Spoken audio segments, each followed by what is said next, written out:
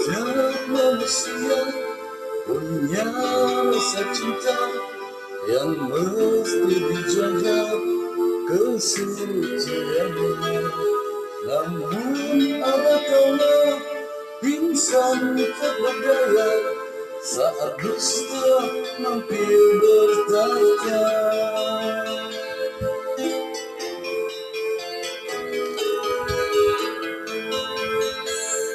Ku inginkan dia yang punya setia, yang mampu menjaga kemurniannya.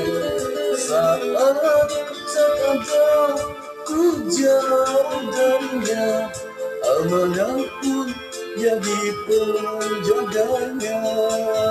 Hatimu tempat berlindungku dari kejahatan syahwatku. Tuhanku merestui itu, dijadikan engkau istriku. Engkau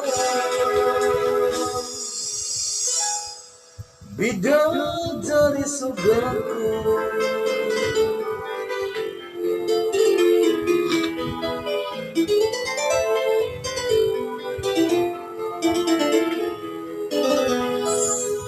Tiada yang memahami segala kekuranganku kecuali kau, bidadariku.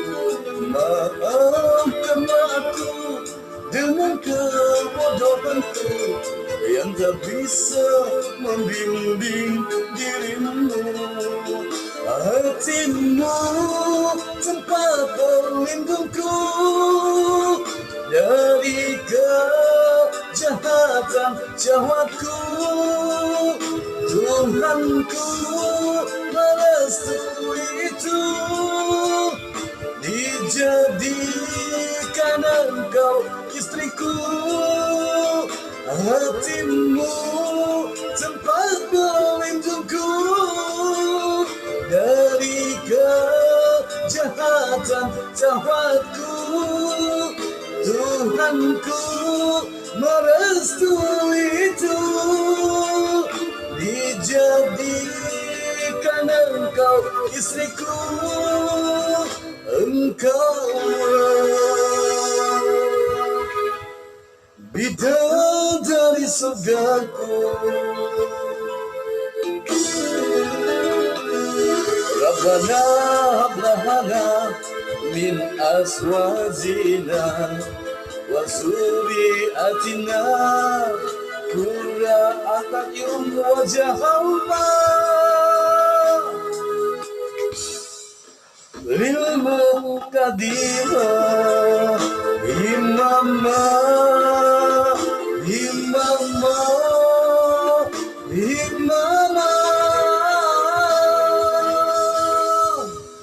Bidadari surgaku.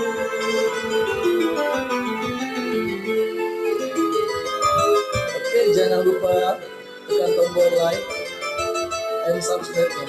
Oke, thank you.